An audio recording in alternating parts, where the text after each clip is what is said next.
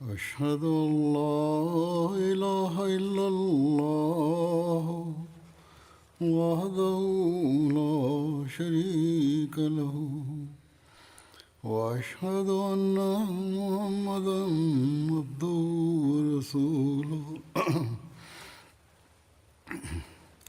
أما بعد فأعوذ بالله من الشيطان الرجيم بسم الله الرحمن الرحيم الحمد لله رب العالمين الرحمن الرحيم مالك يوم الدين إياك نعبد وإياك نستعين اهدنا الصراط المستقيم صراط الذين أنعمت عليهم غير المغضوب عليهم ولا الضالين.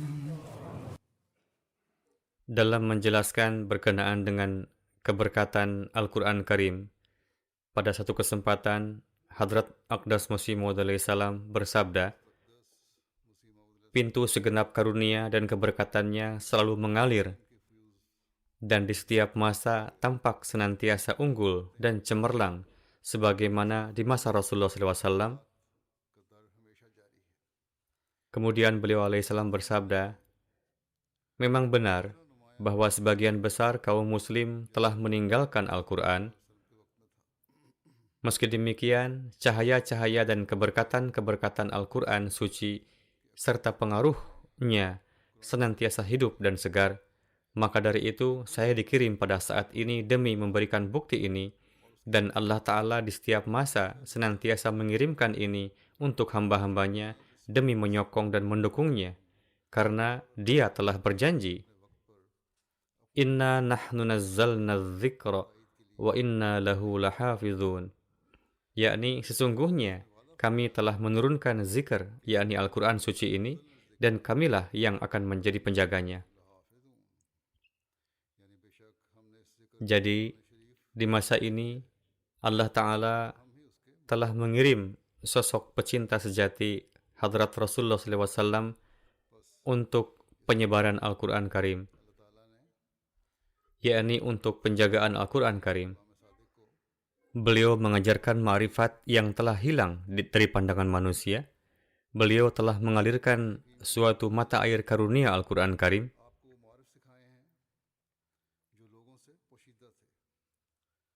Kedatangan beliau adalah sungguh untuk menegakkan keunggulan Al-Quran Karim di seluruh dunia.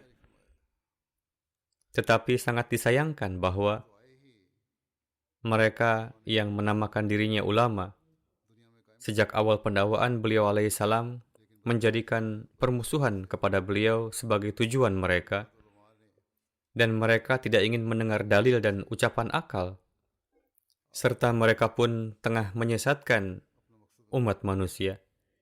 Mereka sendiri tidaklah memahami ilmu dan ma'rifat, tetapi justru saat ini manusia menganggap bahwa orang-orang yang terus berusaha untuk mengadakan hambatan-hambatan bagi sosok yang telah Allah Ta'ala kirim demi tugas ini, mereka justru menganggapnya sebagai pengkhidmat Al-Quran Karim. Di Pakistan, para ulama di sana secara terus-menerus mengganggu, dan bersama mereka terdapat para politisi dan pejabat pemerintah yang mana demi mendapatkan kemasyhuran yang instan, mereka menjadikan para Ahmadi sebagai target kezaliman mereka dengan berbagai alasan. Sejak beberapa masa silam, orang-orang ini berusaha memejahijaukan para Ahmadi dengan tidak berdasar, yaitu atas tuduhan pengubahan dan penodaan Al-Quran. Semoga Allah Ta'ala menyelamatkan kita dari tindakan jahat mereka itu, dan semoga Allah Ta'ala segera menurunkan sarana demi kebebasan para Ahmadi yang telah mereka jatuhkan dalam tuduhan yang salah dan penuh kezaliman ini. Maka dari itu, sebagaimana telah saya sampaikan, pada masa ini hanya cahaya ajaran Hadrat Masih Maud alaihissalam lah yang dapat membuka ilmu dan ma'rifat Al-Quran Karim, dan hanya Jemaat Ahmadiyah lah yang tengah menjalankan misi ini di dunia. Pada saat ini, saya akan menerangkan ilmu ma'rifat tentang kemuliaan dan keutamaan serta kedudukan luhur Al-Quran Karim yang telah dijelaskan dan dianugerahkan oleh Hadrat Masih Maud alaihissalam dalam nasihat-nasihat dan tulisan beliau. Hadrat Masih Maud alaihissalam di satu tempat menyampaikan mengenai ajaran sempurna dan menyeluruh Al-Quran Karim.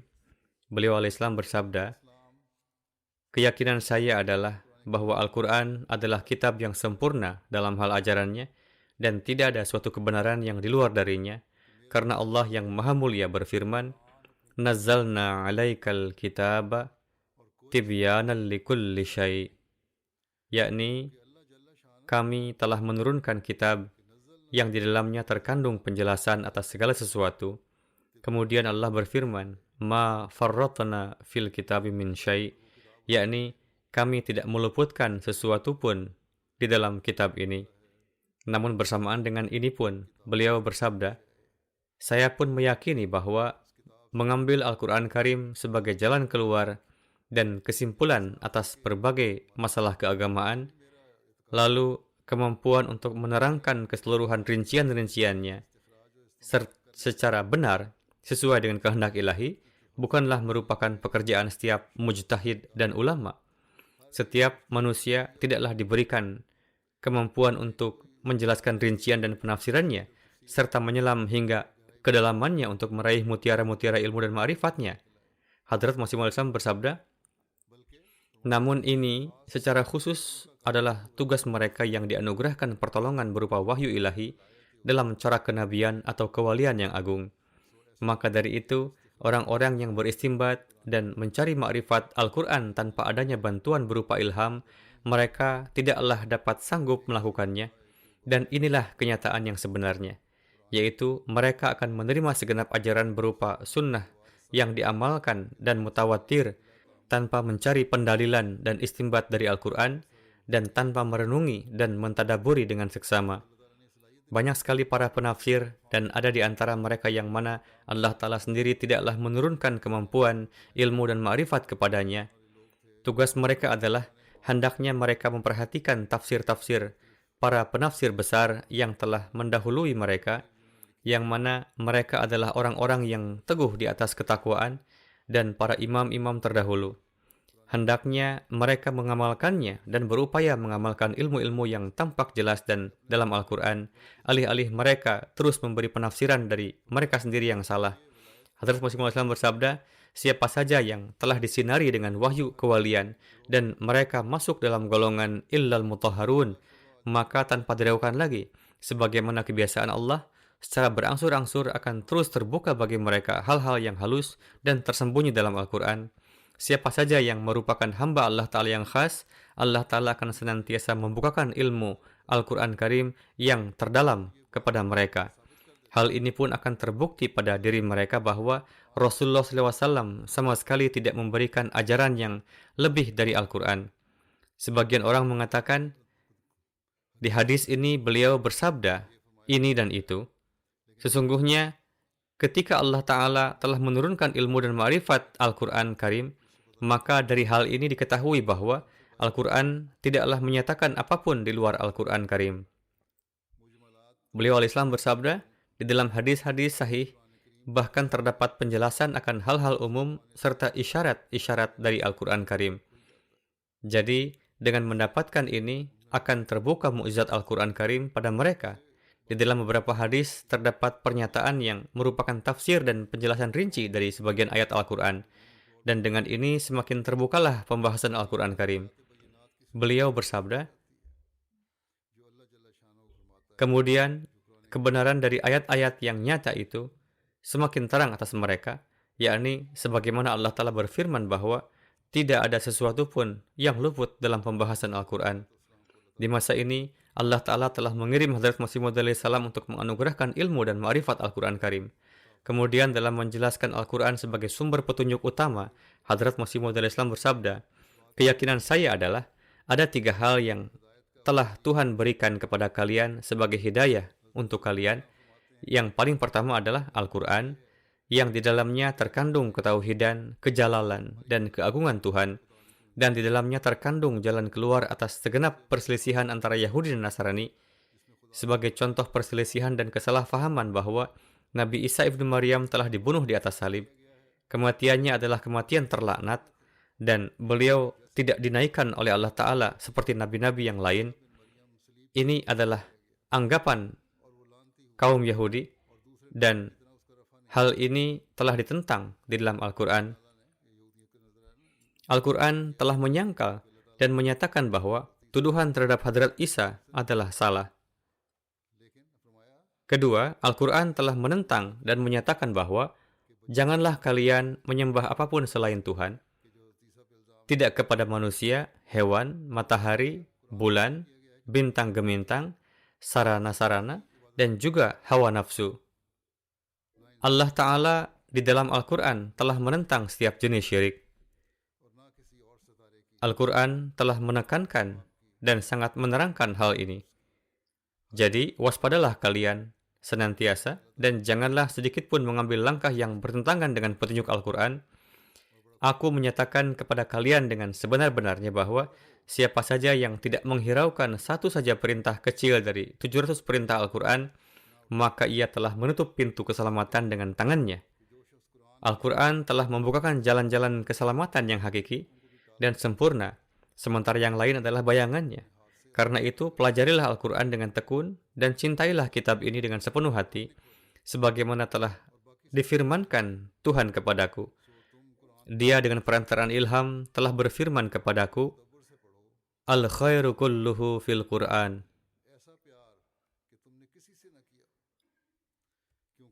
Yakni, semua hal yang baik terdapat di dalam Al-Quran. Inilah hal yang sebenarnya, dan sungguh malang mereka yang mendahulukan kitab lain daripada kitab ini. Sumber mata air seluruh kemakmuran dan keselamatan kalian adalah ada di dalam Al-Quran. Tidak ada kebutuhan keagamaan kalian yang tidak bisa dipenuhi oleh Al-Quran. Pada hari penghisaban nanti, Al-Quran akan meneguhkan atau menyangkal keimanan kalian. Tidak ada lagi di bawah kolong langit ini kitab lain yang sanggup memberikan petunjuk langsung kepada kalian. Alhasil, Al-Quran adalah penting sebagai sarana untuk meraih petunjuk keagamaan.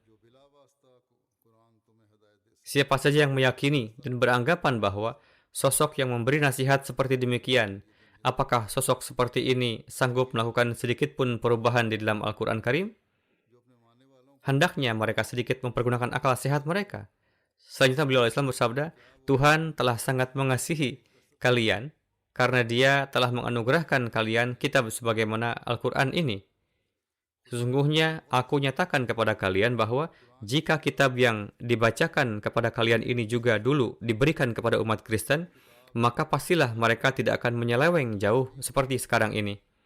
Jika karunia petunjuk yang dianugerahkan kepada kalian ini dahulu juga diberikan kepada umat Yahudi sebagai pengganti Taurat, maka tidak akan ada sekte mereka yang kemudian menolak hari penghakiman. Jadi, hargailah karunia yang telah diberikan kepada kalian ini.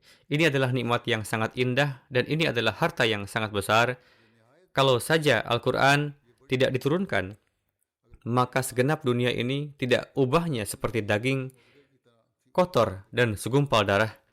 Al-Quran adalah suatu kitab suci yang jika dibandingkan, maka ajaran yang lain adalah sia-sia.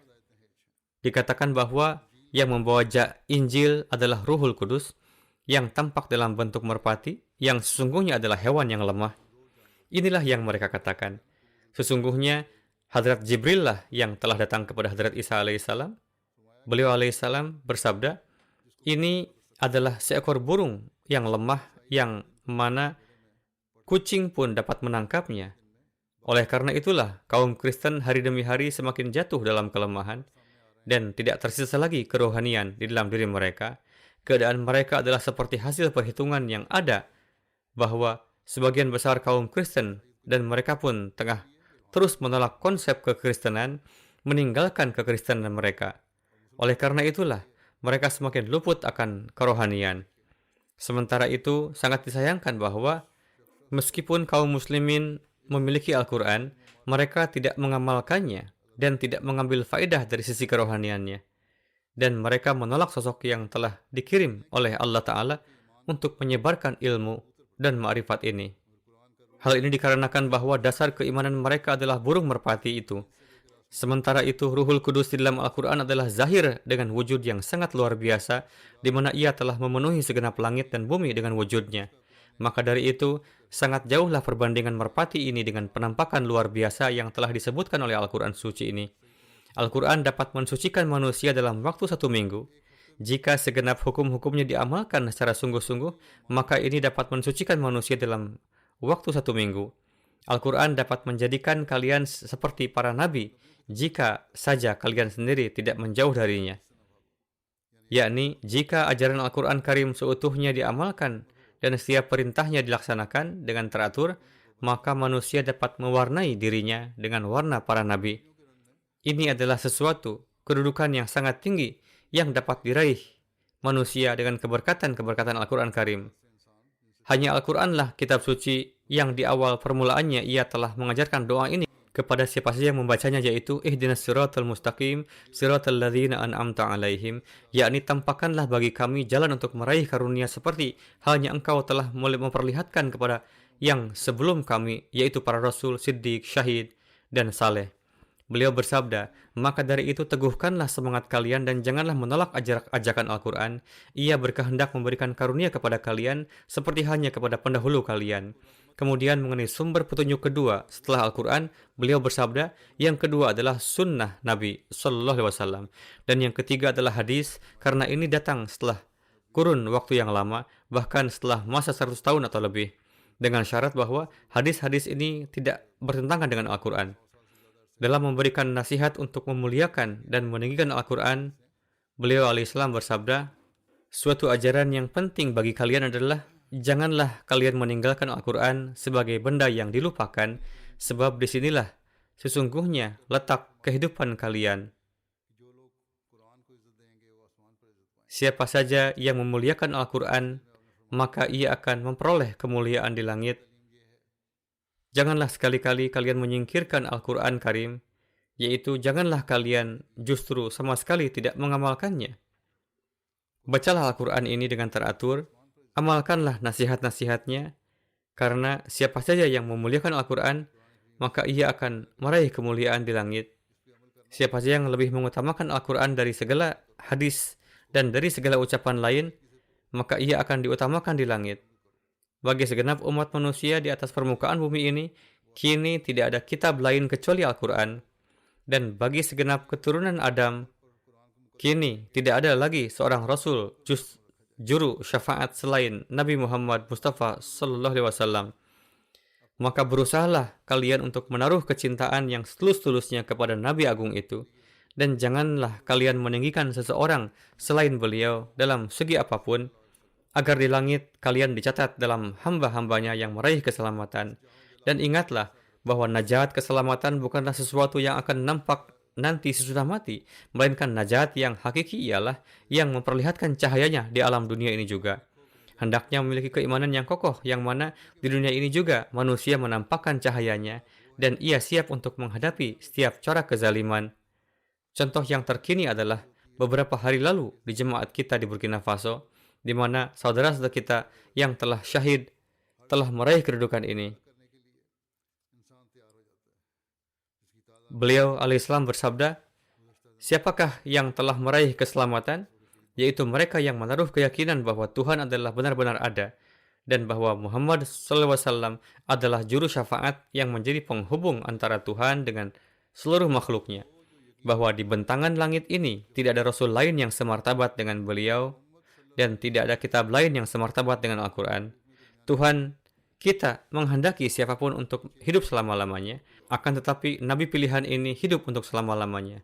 Ada juga tuduhan lain yang telah dibantahkan, yaitu kita, na'udzubillah, telah menghina Rasulullah SAW, kemudian berkenaan dengan kedudukan Al-Quran sebagai khatamul kutub. Beliau alaihissalam bersabda, Hadrat Rasulullah SAW adalah khatamun nabiyyin, yakni materai para nabi, dan Al-Quran adalah khatamul kutub. Sekarang tidak mungkin ada lagi suatu kalimah atau salat lain. Apa yang Hadrat Rasulullah SAW sabdakan dan perlihatkan, serta segala yang ada di dalam Al-Quran, dengan meninggalkannya keselamatan tidak dapat dicapai. Barang siapa yang meninggalkannya, ia akan masuk ke dalam neraka. Ini adalah madhab dan akidah kita. Namun, bersamaan dengan itu, hendaknya diingat bahwa pintu mukhatabah dan mukalamah terbuka untuk umat ini. Allah Ta'ala berbicara, Dia bercakap-cakap. Pintu ini tetap terbuka, tidak tertutup. Dan pintu ini setiap saat merupakan kesaksian yang segar atas kebenaran Al-Quran dan kebenaran Hadrat Rasulullah SAW. Dan untuk itu Allah Ta'ala telah mengajarkan doa berikut di dalam surah Al-Fatihah. Ihdinas siratal mustaqim, siratal ladzina an'amta alaihim. Beliau alaihissalam bersabda, doa yang diajarkan untuk jalan an'amta alaihim ini mengisyaratkan pada pencapaian kesempurnaan para nabi alaihimussalam. Dan jelaslah bahwa kesempurnaan yang dianugerahkan kepada para nabi alaihimussalam adalah merupakan kesempurnaan ma'rifat ilahi, dan nikmat mukalamah dan mukhatabah yang mereka raih, hendaknya kalian pun mendambakan hal yang sama. Alhasil, fikirkanlah, Al-Quran telah menunjukkan doa ini, namun buahnya sama sekali tidak ada, atau tidak ada seorang pun dari umat ini yang mendapatkan kehormatan tersebut. Allah Ta'ala berfirman bahwa berdoalah kalian semua, dan barang siapa yang telah mencapai makom kedudukan tersebut, maka mereka dapat meraih makom tersebut. Beliau alaihissalam bersabda, namun ini adalah kondisi yang aneh dari umat Islam, bahwa Allah Ta'ala telah mengajarkan doa ini, lalu mereka mengatakan bahwa tidak ada seorang pun yang dapat meraih apa yang telah diraih oleh banyak orang. Tidak ada seorang pun dalam umat ini yang bisa mendapatkan makom tersebut. Beliau alaihissalam bersabda, dan menurut mereka pintu ini telah tertutup hingga kiamat. Beritahukanlah, apakah dengan mengatakan seperti ini membuktikan penistaan terhadap Islam dan Hadrat Rasulullah SAW, atau membuktikan suatu keunggulan? Kalian melontarkan tuduhan terhadap kami. Sekarang beritahukanlah, kalianlah yang menutup pintu itu. Allah Ta'ala telah mengajarkan doa, meskipun demikian kalian menutup pintu tersebut. Jika demikian, siapakah yang melakukan penistaan terhadapnya? Kalian atau kami? Beliau alaihissalam bersabda, saya katakan dengan sesungguhnya bahwa barang siapa yang memiliki akidah seperti ini, ia telah mencemarkan nama baik Islam dan tidak memahami substansi utama dari syariat. Salah satu tujuan Islam adalah supaya manusia tidak hanya mengucapkan wahdahu la syarik di mulut saja, melainkan benar-benar memahaminya, dan tidak hanya sebatas memiliki keimanan khayali berkenaan dengan surga dan neraka, melainkan dalam kehidupan ini juga mereka mendapatkan pengenalan terhadap kondisi surgawi. Pada diri mereka terdapat kebaikan-kebaikan sedemikian rupa, sehingga kehidupan ini juga menjadi surga, dan mereka meraih keselamatan dari dosa-dosa yang orang-orang biadab terjerumus di dalamnya. Beliau alaihissalam bersabda, ini adalah tujuan agung dari Islam baik dulu maupun sekarang. Dan ini adalah suatu tujuan yang sedemikian rupa suci murni, sehingga tidak ada kaum lain yang bisa mempersembahkan tandingannya dalam agama mereka, dan tidak juga bisa memperlihatkan contohnya. Jika hanya sekedar berbicara saja, semua orang dapat melakukannya. Namun siapa yang bisa memperlihatkan? Alhasil hari ini para pengikut Hadrat Masih Maud alaihissalam perlu untuk meraih standar ini. Perlu bagi kita untuk memberitahukan kepada dunia. Perlu bagi kita untuk memperlihatkan kepada orang-orang yang menjatuhkan fatwa kafir kepada kita bahwa para Ahmadi tidak hanya menceritakan kisah-kisah masa lampau. Bahkan hari ini pun kita meyakini turunnya karunia-karunia Allah Ta'ala atas mereka yang mengimani kitab yang hidup dan Rasul yang hidup Sallallahu Alaihi Wasallam. Kita meyakini bahwa hari ini pun Allah Ta'ala berbicara. Kemudian Hazrat Masih Maud Islam bersabda, Allah Ta'ala telah menganugerahkan kepada kita seorang Nabi yang merupakan khatamul mu'minin, khatamul arifin, khatamun nabiyyin, dan demikian juga dia menurunkan kepadanya sebuah kitab yang merupakan jami'ul kutub dan khatamul kutub. Rasulullah SAW yang merupakan khatamun nabiyyin dan kenabian telah berakhir pada diri beliau Sallallahu Alaihi Wasallam. Kenabian ini tidaklah berakhir dengan cara seperti seseorang yang menghabisi dengan cara mencekik. Khatam seperti ini tidaklah patut dibanggakan, melainkan yang dimaksud dengan kekhataman kenabian pada diri Rasulullah SAW adalah secara alami kesempurnaan kenabian telah berakhir pada diri beliau, yakni berbagai kesempurnaan yang diberikan kepada para nabi sejak Adam alaihissalam hingga Al-Masih ibnu Maryam dikumpulkan dalam diri Rasulullah SAW. Atas hal itu, niscaya beliau ditetapkan sebagai khatamun nabiyyin. Demikian juga segenap ajaran-ajaran, wasiat dan ma'rifat yang terdapat dalam berbagai kitab telah menjadi khatam setelah semuanya tersaji di dalam Al-Quran, dan Al-Quran ditetapkan sebagai khatamul kutub. Kemudian beliau al-Islam bersabda, kata khatamun nabiyyin yang disematkan pada Rasulullah SAW dengan sendirinya menghendaki, dan tentunya dalam kata tersebut diletakkan pengertian bahwa kitab yang diturunkan kepada hadrat Rasulullah SAW juga haruslah merupakan khatamul kutub, dan seluruh kesempurnaan hendaknya terdapat di dalamnya. Dan memang pada hakikatnya kesempurnaan itu terdapat di dalamnya. Karena kaidah dan prinsip umum turunnya kalam ilahi adalah seberapa besar daya kesucian dan kesempurnaan batin seseorang yang kepadanya kalam ilahi diturunkan, sedemikian besar pula lah daya dan kekuatan kalam ilahi tersebut. Dikarenakan daya kesucian dan kesempurnaan batin hadrat Rasulullah SAW memiliki tingkatan yang sedemikian luhur yang tidak pernah ada seorang manusia pun yang melebihinya dan tidak akan pernah ada. Tingkat kesempurnaan dan sedemikian tinggi belum pernah terjadi dan tidak akan terjadi di masa mendatang. Lalu, na'udzubillah, kita dituduh bahwa kita menganggap Hadrat Masih Maud Islam lebih tinggi dari Hadrat Rasulullah SAW. Na'udzubillah. Dan kita dituduh sebagai penista kenabian. Setelah adanya kata-kata tersebut, tidak ada seorang yang berakal dan adil dapat mengatakan bahwa para Ahmadi dengan suatu cara telah melakukan penistaan agama. Beliau alaihissalam bersabda, oleh karena itu, Al-Quran pun telah mencapai makom dan kedudukan tertinggi di antara semua kitab dan sahifah sebelumnya yang belum pernah dicapai oleh kalam yang lainnya.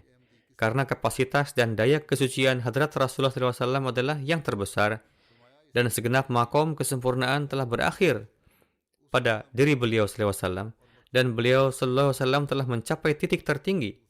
Maka Al-Quran yang diturunkan pada beliau SAW telah mencapai makom kesempurnaan ini. Dan sebagaimana kesempurnaan kenabian telah berakhir pada diri beliau, demikian pula kesempurnaan mukjizat kalam telah berakhir pada Al-Quran.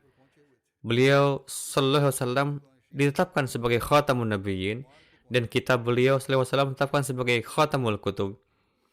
Beliau alaihissalam bersabda, perihal dan aspek apapun yang memungkinkan untuk mukjizat kalam ditinjau dari semua itu, kitab beliau Sallallahu Alaihi Wasallam telah mencapai puncak yang tertinggi.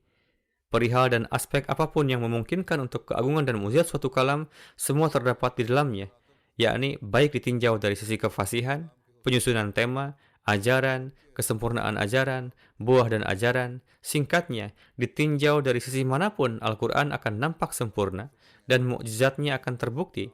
Inilah sebabnya Al-Quran tidak meminta tandingan untuk suatu perkara tertentu saja, melainkan meminta tandingan secara umum, yakni marilah bertanding dari sisi manapun yang kalian inginkan, baik itu dalam hal kefasihan dan lain-lain. Al-Quran tidak meminta tandingan untuk suatu aspek tertentu. Kemarilah dan bertandinglah dengan Al-Quran dengan cara apapun. Segala macam topik terdapat di dalam Al-Quran, baik itu dari sisi kefasihan, makna, ajaran, nubuatan-nubuatan, dan kabar-kabar gaib yang terdapat di dalam Al-Quran. Singkatnya, dilihat dalam corak apapun, ini adalah mukjizat. Kemudian beliau alaihissalam bersabda dalam sebuah majelis, hal ini sama sekali janganlah dilupakan bahwa Al-Quran yang merupakan khatamul kutub, pada hakikatnya bukanlah kumpulan kisah-kisah. Mereka yang menyebutkan Al-Quran sebagai kumpulan kisah-kisah karena kesalahpahaman dan pengingkaran mereka terhadap kebenaran, mereka tidak mengambil manfaat dari kemampuan fitrat untuk mengenali kebenaran. Sebaliknya, kitab suci ini bahkan telah menjadikan kisah-kisah terdahulu sebagai sebuah falsafah. Kisah-kisah yang diceritakan itu telah sampaikan sedemikian rupa sehingga itu merupakan sebuah falsafah. Di dalamnya terdapat pelajaran yang mendalam. Beliau alaihissalam bersabda, dan ini adalah ihsannya yang besar kepada semua kitab-kitab dan nabi-nabi, bahwa dia telah menjadikan kisah-kisah ini sebagai falsafah. Jika tidak, hal-hal tersebut hari ini akan menjadi bahan tertawaan. Dan ini juga merupakan karunia Allah Ta'ala bahwa di zaman sains ini, ketika hakikat alam semesta dan ilmu mengenai sifat kekhasan benda-benda tengah mengalami kemajuan, dia telah menegakkan suatu mata rantai untuk ilmu-ilmu samawi dan penyingkapan hakikat-hakikat. Ilmuwan-ilmuwan hebat lahir, terdapat berbagai jenis bidang sains, dunia sedang berkembang, penelitian yang lebih lanjut sedang dilakukan. Dia telah menegakkan mata rantai untuk itu. Dan dalam silsilah ini, setelah mendapatkan pengetahuan dari ilmu Al-Quran, Hadrat Masih Maud salam telah menjelaskan semuanya, bahwa bagaimana terdapat kesatuan antara sains dan agama. Beliau alaihissalam bersabda, mereka yang di zaman gonjang-ganjing ini tidak menghargai semua hal tersebut lebih dari sekedar kisah-kisah biasa, dan mereka menertawakannya di era sains ini, yang merupakan zaman kegelapan dan zaman kejahilan. Nampak satu dua ulama dalam Islam. Hal-hal tersebut terjadi pada masa ini.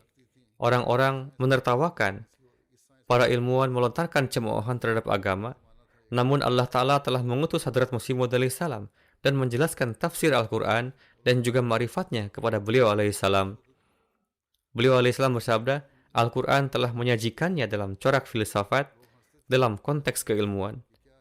Umat Islam hendaknya bersyukur kepada Allah Ta'ala bahwa sesuai dengan janjinya, dia telah mengutus sosok pilihannya di zaman ini untuk menjelaskan ajaran Al-Quran yang hakiki, yang telah menghilangkan semua tuduhan jahil terhadap ajaran Islam.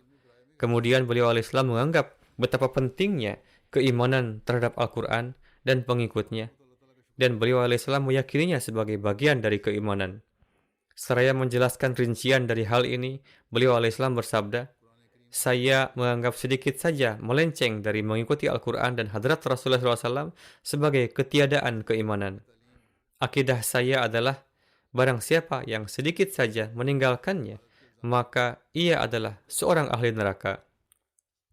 Beliau alaihissalam bersabda, kemudian saya telah menjelaskan akidah ini tidak hanya dalam pidato-pidato, melainkan juga dalam sekitar 60 tulisan saya dengan sangat jelas. Dan saya memikirkan hal ini siang malam. Beliau alaihissalam bersabda, para penentang kami dengan cepat memberikan fatwa kafir kepada kami.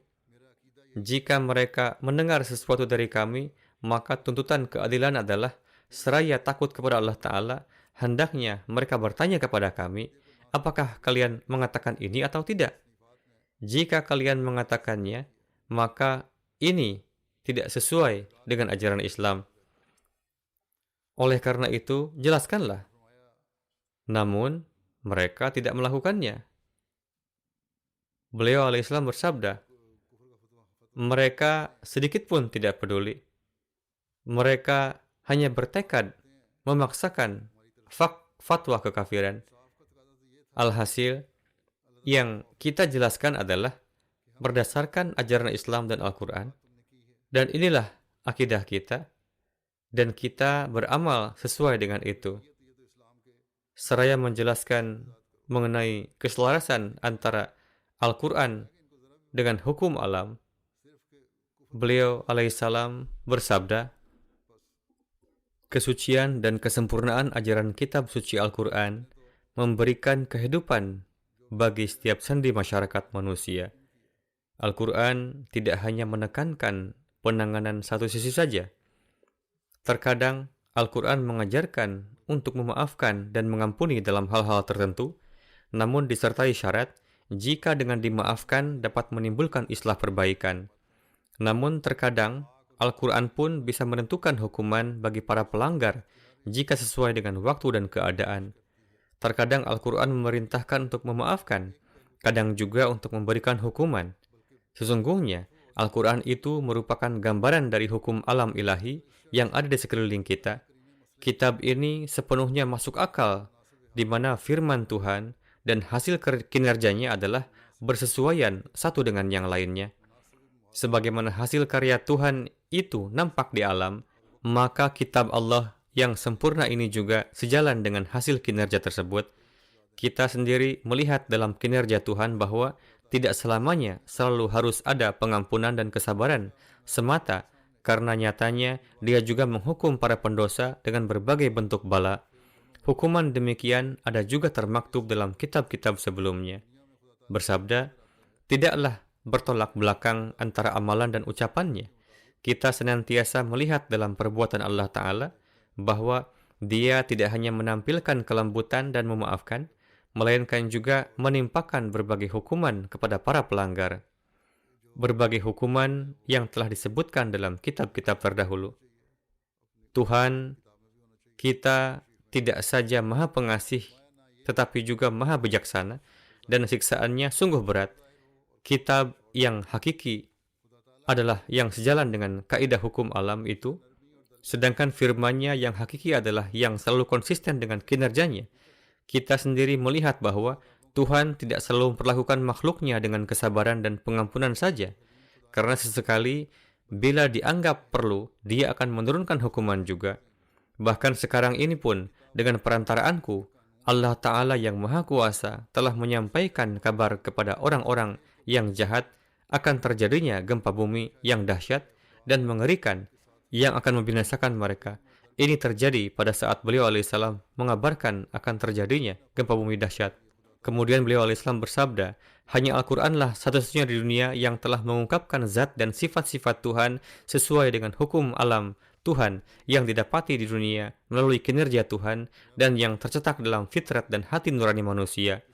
Tuhan orang Kristen terbatas hanya pada halaman-halaman Injil, adapun orang yang tidak terjangkau oleh Injil tidak mengetahui Tuhan tersebut. Tetapi tidak ada orang berakal yang tidak mengetahui Tuhan yang dipersembahkan oleh Al-Quran. Oleh karena itu, Tuhan yang benar adalah Tuhan yang dihadirkan oleh Al-Quran, yang tinggal di mana saja di dunia, pengikut agama apa saja. Orang-orang ateis juga percaya sampai batas tertentu bahwa Tuhan itu ada setelah melihat struktur dunia, dan mayoritas orang percaya dalam istilah agama suku mereka sendiri. Alhasil, beliau bersabda bahwa Tuhan versi Al-Quran adalah yang menampilkan zatnya sendiri. Tidak seperti orang Kristen, yang mana fitrat insani dan hukum alam pun memberikan kesaksian akan hal itu. Agama yang benar adalah yang dapat membuktikan bahwa Tuhan mendengar dan berbicara di masa sekarang ini juga. Dalam agama yang benar, Tuhan menunjukkan eksistensinya melalui bicaranya. Mengenali Tuhan bukanlah hal yang mudah dan tidak bisa dilakukan oleh para filosof atau orang-orang bijak duniawi. Observasi langit dan bumi hanya memberikan kesimpulan bahwa meskipun dengan melihat keteraturannya mengindikasikan kemungkinan adanya sosok pencipta, namun tidak menjadi bukti nyata bahwa pencipta itu memang benar ada.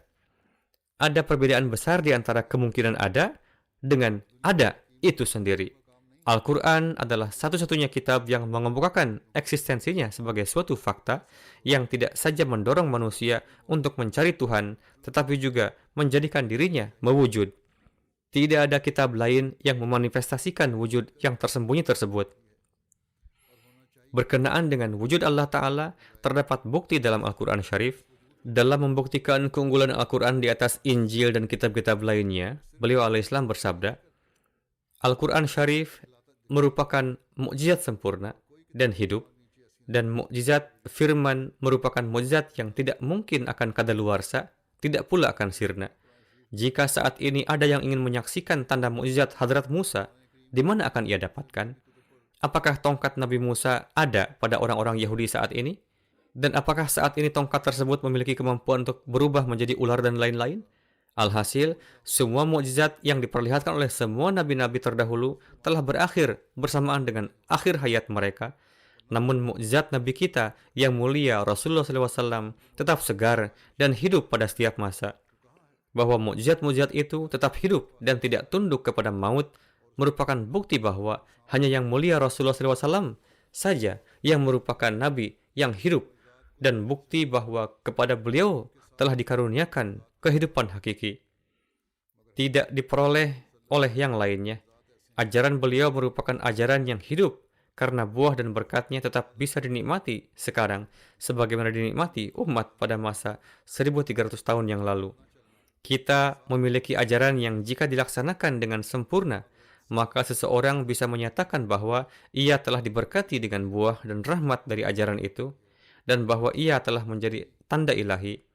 Berkat rahmat Allah yang Maha Kuasa, kita bisa menjumpai buah dan berkat dari kitab suci Al-Quran di sekitar kita, dan kita tetap bisa menemukan rahmat dan tanda-tanda samawi yang diberikan berkat kesetiaan kepada yang mulia Rasulullah SAW.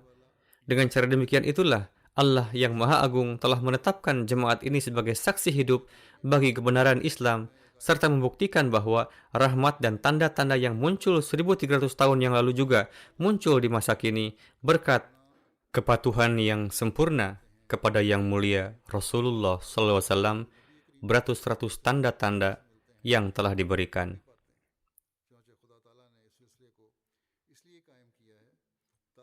Dalam beberapa bukunya, Hadrat Masih Maud salam telah menuliskan tanda-tanda tersebut, dan setiap hari yang terbit bagi jemaat memberikan kesaksian bagaimana nubuatan-nubuatan beliau tersebut tergenapi.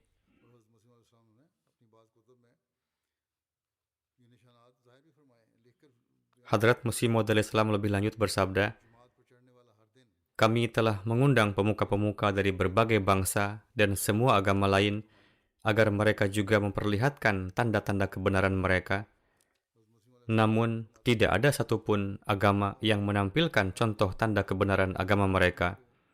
Kami percaya firman Tuhan sebagai mukjizat yang sempurna, dan dengan keyakinan teguh, kami meyakini bahwa tidak ada kitab lain yang setara dengannya. Saya mengatakan berdasarkan pengalaman bahwa jika seseorang memilih suatu hal dari Quran, masing-masing dari mereka akan menjadi tanda dan mukjizat tersendiri. Misalnya, perhatikan ajarannya.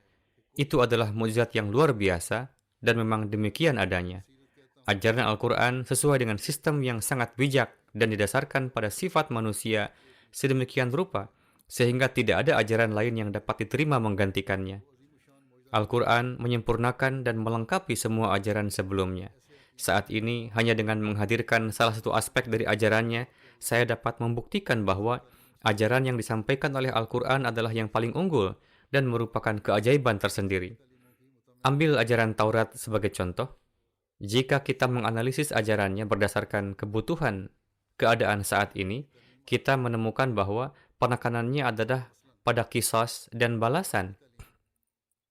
Mata dibalas mata, gigi dibalas gigi. Sebaliknya, ajaran Injil sepenuhnya didasarkan pada pengampunan dan kesabaran. Sampai-sampai dinyatakan bahwa jika seseorang menampar pipi orang lain, mereka harus memberikan pipi yang lainnya juga. Jika seseorang memaksa Anda untuk berjalan sejauh 1 mil, ikutilah mereka sejauh 2 mil. Jika seseorang menginginkan baju Anda, serahkan mantel Anda juga. Demikian pula, di setiap bab dari Taurat dan Injil, orang akan menemukan ajaran-ajaran ini.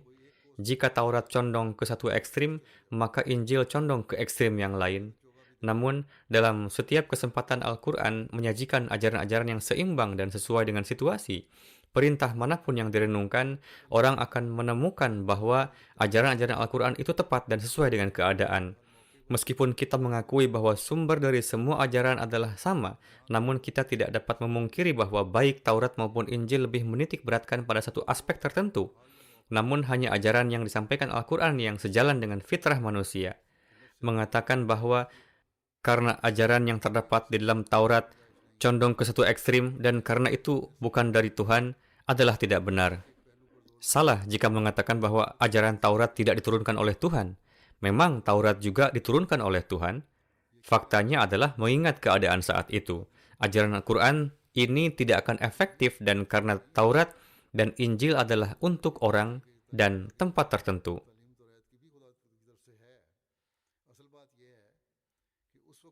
Yaitu ajaran seimbang yang telah diberikan sekarang dalam Al-Quran tidak akan efektif untuk masa itu. Pada masa itu, ajaran pembalasan sebagaimana disebutkan dalam Taurat diperlukan. Dan karena Taurat dan Injil adalah untuk orang dan tempat tertentu, yaitu ajaran Injil dan Taurat dikirim ke tempat tertentu, untuk alasan ini, mereka tidak menyebutkan aspek lain dari ajaran mereka secara rinci. Namun, karena Al-Quran adalah untuk semua umat manusia dan untuk setiap bangsa, maka ajaran yang disebutkan di dalamnya selaras dengan sifat sejati manusia, dan inilah yang dikenal sebagai kebijaksanaan.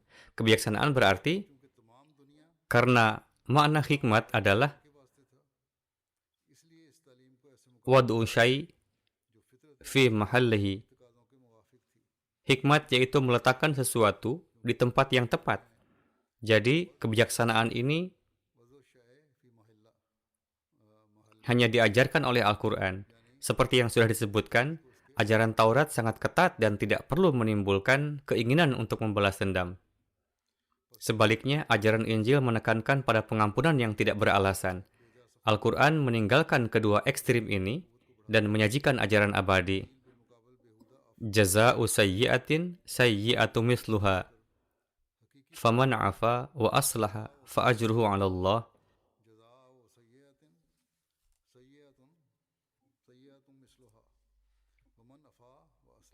Dan balasan suatu kejahatan adalah kejahatan yang setimpal. Tetapi barang siapa memaafkan dan tujuannya untuk islah, maka ganjarannya ada di sisi Allah Ta'ala. Demikianlah keberanian beliau dan disertai tanda-tanda membuktikan supremasi Al-Quran di atas semua agama. Ketika Inggris memerintah negara itu, ketika gereja berada pada puncak kejayaan, namun beliau alaihissalam secara terbuka menyampaikan tantangan dengan membuktikan supremasi Al-Quran dan tidak membiarkan rasa takut mendekat, karena beliau adalah diutus oleh Allah Ta'ala sebagai hamba Nabi Suci Sallallahu Alaihi Wasallam dengan tujuan untuk menyebarkan ajaran Al-Quran. Dan inilah yang kita lihat dalam literatur beliau dan dalam ajaran beliau. Dan ini jugalah yang disebarkan saat ini oleh Jemaat Ahmadiyah. Namun justru mereka menuduh Jemaat Ahmadiyah dengan mengatakan bahwa para Ahmadi bersalah karena mendistorsi dan menghina Al-Quran. Nauzubillah. Dalam menggambarkan perlunya dan pentingnya Al-Quran, beliau alaihissalam bersabda, dalil utama tentang perlunya keberadaan Al-Quran adalah bahwa semua kitab terdahulu dari kitab Taurat, Musa hingga Injil ditujukan kepada bangsa tertentu, Bani Israel, dan dengan jelas menyatakan bahwa petunjuknya adalah bukan untuk seluruh umat manusia, melainkan hanya terbatas pada Bani Israel. Tetapi Al-Quran bermaksud mereformasi seluruh dunia, dan lawan bicaranya bukanlah bangsa tertentu, tetapi secara terbuka menyatakan bahwa itu telah diturunkan untuk semua manusia, dan sebagai islah bagi setiap orang. Jadi, ada perbedaan besar antara ajaran Taurat dan ajaran Al-Quran. Misalnya, Taurat mengatakan, jangan menumpahkan darah, dan Al-Quran juga mengatakan, jangan menumpahkan darah. Dan tampaknya Al-Quran mengulangi perintah yang sama yang muncul dalam Taurat. Tetapi sebenarnya bukan pengulangan. Tetapi perintah Taurat ini hanya terkait dengan Bani Israel. Dan hanya melarang Bani Israel untuk tidak membunuh. Taurat tidak ada hubungannya dengan yang lain. Tetapi perintah Al-Quran terkait dengan dunia dan melarang semua manusia menumpahkan darah secara ilegal. Dengan cara yang sama, tujuan utama Al-Quran dalam semua perintah adalah reformasi seluruh umat manusia. Sedangkan tujuan Taurat terbatas hanya untuk Bani Israel saja. Pernyataan para misionaris Kristen bahwa Al-Quran tidak ada mengemukakan suatu hal baru berkenaan dengan ketauhidan ilahi dan semua kaedahnya sudah terdapat di dalam kitab Taurat adalah suatu hal yang salah sama sekali. Seorang awam yang membaca kitab Taurat mungkin terkecoh bahwa kitab itu mengemukakan masalah ketauhidan ilahi, petunjuk pelaksanaan ibadah, hak-hak asasi manusia, sehingga tidak ada hal baru di dalam Al-Quran. Tetapi hanya orang yang belum merenungi firman Tuhan yang mungkin melakukan kesalahan demikian. Masih banyak sekali masalah-masalah ketuhanan yang tidak diungkapkan di dalam kitab Taurat. Sebagai contoh, kitab ini tidak mengemukakan tingkat-tingkat rinci dari ketauhidan ilahi. Al-Quran tidak mengemukakan ketauhidan ilahi sebagai suatu hal semata melarang penyembahan berhala, makhluk lainnya, unsur-unsur alam, benda-benda langit atau syaitan, karena sebenarnya ketauhidan ilahi memiliki 3 tingkatan. Tingkatan pertama dari ketauhidan ilahi adalah keadaan di mana orang awam mengharapkan keselamatan dari kemurkaan Allah yang Maha Perkasa. Tingkat kedua adalah bagi mereka yang mengharapkan kedekatan yang lebih kepada Tuhannya dibanding orang awam. Tingkat ketiga adalah khas bagi mereka yang menginginkan kesempurnaan dalam kedekatan kepada Tuhan. Pada tingkat pertama, penekanannya adalah pada pandangan bahwa tidak ada yang lainnya patut disembah kecuali Tuhan, di mana manusia harus menahan diri dari penyembahan kepada segala hal yang merupakan barang ciptaan dan bersifat terbatas, baik yang di langit maupun di bumi. Tingkat kedua dari ketauhidan ilahi adalah keyakinan bahwa dalam segala urusan hanya Tuhan saja yang menjadi kekuatan hakiki dan tidak ada satupun yang kemudian ditinggikan sebagai sekutunya. Misalnya dengan mengatakan, kalau tidak ada si Anu, maka saya akan mengalami kerugian. Atau jika tidak ada si Anu, maka saya akan hancur. Bersandar kepada orang seperti itu juga merupakan syirik, bertentangan dengan tauhid. Jika kalimat itu diungkapkan dengan niat yang dengan secara hakiki seseorang dianggap mempunyai kekuasaan, merupakan perbuatan syirik. Tingkat ketiga ketauhidan ilahi adalah menyingkirkan nafsu dan keinginan pribadi seseorang dari kecintaannya kepada Allah dan mengabdikan seluruh hidupnya bagi keakbarannya. Bentuk ketauhidan ilahi seperti itu tidak ada dijumpai dalam kitab Taurat. Dalam kitab itu juga tidak ada disinggung mengenai keselamatan atau tentang neraka, kecuali sekelumit kutipan di sana-sini. Begitu juga tidak bisa ditemui rincian sifat-sifat ilahi yang sempurna. Kalau saja di kitab Taurat terdapat sebaris ayat seperti yang terdapat di dalam Al-Quran, Qul huwallahu ahad, Allahu samad, lam yalid walam yulad, walam yakul lahu kufuwan ahad. Maka umat Kristiani tidak akan mempertuhankan seorang makhluk. Begitu juga kitab Taurat tidak merinci mengenai tingkat-tingkat hak, sedangkan dalam Al-Quran ajaran tentang ini dikemukakan secara sempurna. Sebagai contoh, dinyatakan dalam ayat, Innallaha ya'muru bil 'adli wal ihsan wa ita'idil qurba. Makna dari ayat ini ialah simpati kita kepada umat manusia haruslah didorong oleh hasrat alamiah dan bukan karena motivasi ingin diakui, layaknya kecintaan seorang ibu kepada putranya. Kitab Taurat juga tidak mampu menegakkan eksistensi Tuhan, ketauhidan dan sifat-sifatnya yang sempurna berdasarkan logika. Sedangkan dalam Al-Quran, akidah ini dijelaskan lengkap dengan mengapa perlu adanya pewahyuan dan kenabian, dan semua dikemukakan secara filosofis, sehingga seorang pencari kebenaran mudah memahaminya. Semua argumentasi disajikan dengan cara yang sempurna, sehingga tidak akan ada yang bisa mengajukan bantahan tentang eksistensi Tuhan berdasarkan apa yang dikemukakan Al-Quran. Argumentasi yang mendukung perlunya kitab suci Al-Quran adalah karena semua kitab-kitab samawi seperti Taurat sampai Injil sebenarnya ditujukan kepada satu bangsa tertentu saja, yaitu Bani Israel, di mana di dalamnya ditegaskan bahwa ajaran yang terkandung di dalamnya bukanlah untuk masyarakat lain selain Bani Israel. Adapun Al-Quran bertujuan memperbaiki seluruh dunia dan tidak ditujukan kepada satu bangsa tertentu saja. Dan jelas dikatakan bahwa kitab ini diwahyukan bagi kemaslahatan dan perbaikan seluruh umat manusia.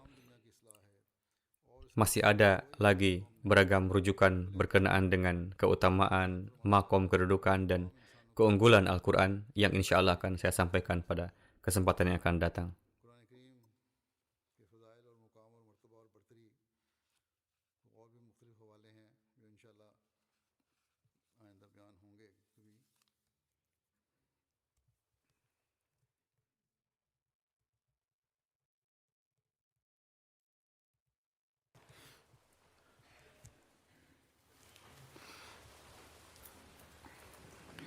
الحمد لله الحمد لله نحمده ونستعينه ونستغفره ونؤمن به ونتوكل عليه ونعوذ بالله من شرور أنفسنا ومن سيئات أعمالنا من يهده الله فلا مضل له ومن يضلله فلا هادي له ونشهد أن لا إله إلا الله ونشهد أن محمدا عبده ورسوله عباد الله رحمكم الله إن الله يأمر بالعدل والإحسان وإيتاء ذي القربى وينهى عن الفحشاء والمنكر والبغي يعظكم لعلكم تذكرون اذكروا الله يذكركم وادعوه يستجب لكم ولذكر الله أكبر